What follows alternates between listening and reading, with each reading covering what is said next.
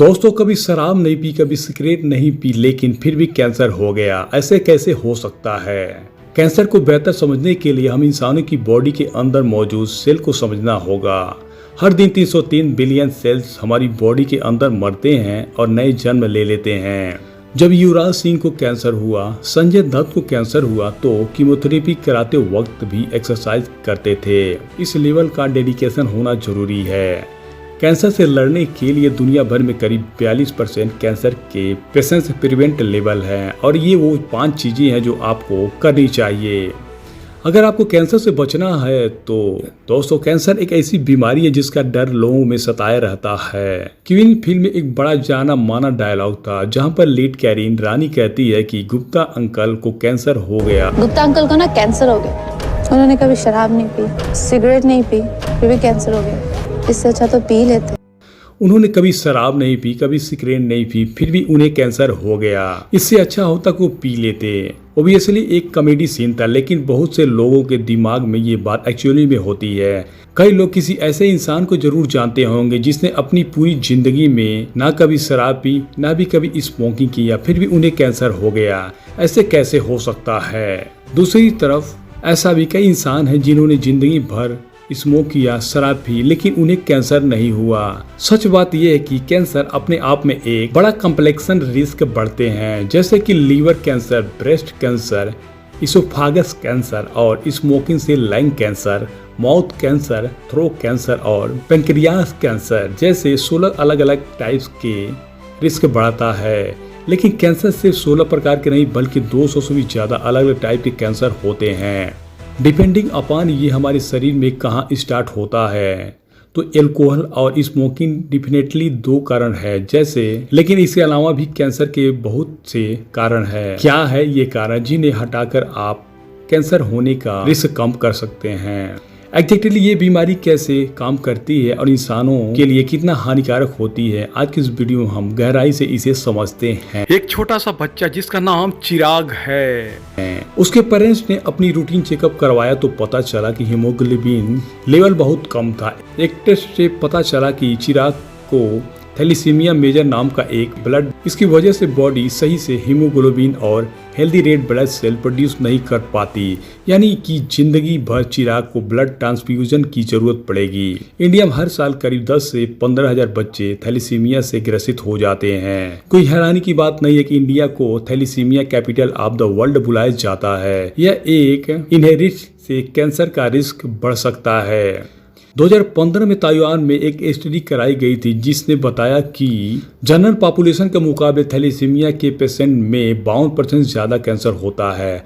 हर दिन हफ्ते में चिराग का ट्रांसफ्यूजन के लिए अस्पताल ले जाया जाता, तो वह अपने पेरेंट्स से पूछा कि मेरे दोस्त हॉस्पिटल नहीं जाते हैं, मुझे क्यों लाया जाता है? लेकिन चिराग जब 7 साल का हुआ तो उसे कुछ समझ में आने लगा कि उसके साथ ही कोई इश्यू है, जिसकी वजह से उसे हर 3 हफ्ते में हॉस्पिटल जाना पड़ता है। एक दवाई के साथ चिराग उस ट्रांसफ्यूजन प्रोसीजर के साथ एडजस्ट करने में, और आईबीएन के लाइन उसे चुभती तो वो रोता भी नहीं था, लेकिन दर्द पेरेंट्स को होता था। फिर एक दिन एक डॉक्टर ने उन्हें डीकेएमएस के बारे में बताया, जो स्टेम सेल रजिस्ट्री है।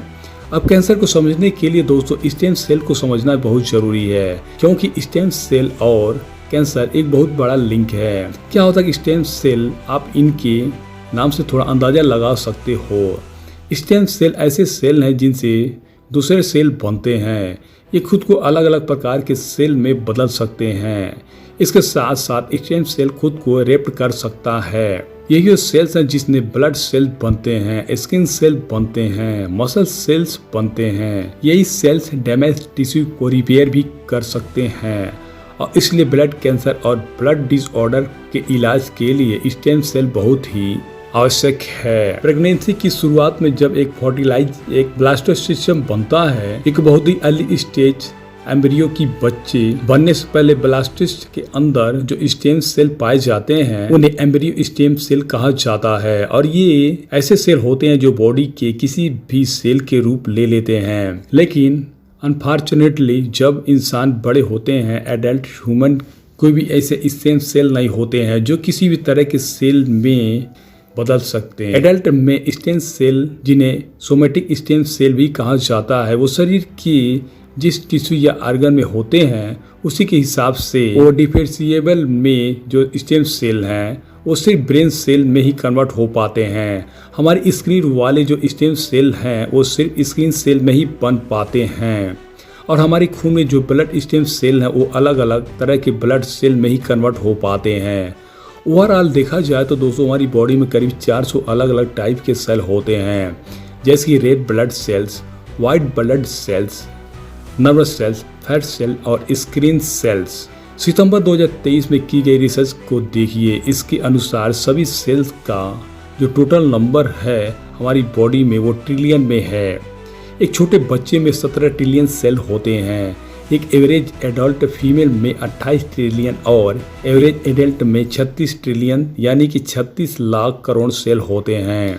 हर रोज हमारी बॉडी में बिलियंस ऑफ सेल मरते हैं और बिलियंस ऑफ सेल नए जन्म ले लेते हैं। स्पेसिफिकली कहा जाए तो 330 बिलियन सेल यानी कि हमारे शरीर में टोटल नंबर ऑफ सेल के करीब एक पर हर रोज रिप्लेस होते हैं। फिलोसफी की एक कहावत है जो यहाँ पर कही जाती है, आप जो सुबह इंसान थे अभी शाम को आप वो इंसान नहीं हो, आप पल पल बदलते रहते हो एक नदी की तरह। ये बात हमारी बॉडी के कॉन्टेक्ट में लिटरली भी सच है और ये पल पल बदलना सेल का दिन प्रतिदिन रीजन होना, ये काम स्टेम सेल के द्वारा किया जाता है। अलग अलग टिश्यू में जो रीजन होते हैं उसे टिश्यू के स्टेम सेल के द्वारा किया जाता है, लेकिन इस सब में एक ऑर्गन हमारी बॉडी का बहुत ही अनोखा और हमारी लीवर एक बहुत ही यूनिक और ऑर्गन है, क्योंकि वहाँ पर फुल्ली स्पेशलाइज्ड लीवर सेल भी डिवाइड होते हैं और अपनी संख्या को रैपिड बढ़ा सकते हैं।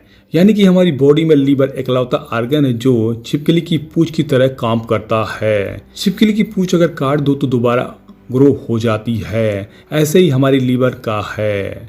अगर 90% हिस्सा भी कट जाए तो दोबारा ग्रो हो जाएगी हमारी लीवर। लेकिन इसका मतलब ये नहीं है कि लीवर खराब नहीं हो सकती। अगर आप कहोगे कि बियर तो शराब नहीं है, वाइन सेहत के लिए अच्छी होती है, या फिर आप उन लोगों में से हो जो कहते हैं कि मैं तो एक ही बार में पूरा पी लेता हूँ। अल्कोहल पीने से लीवर में सबसे ज्यादा बुरा असर पड़ता है और लीवर में कैंसर का रिस्क बढ़ जाता है।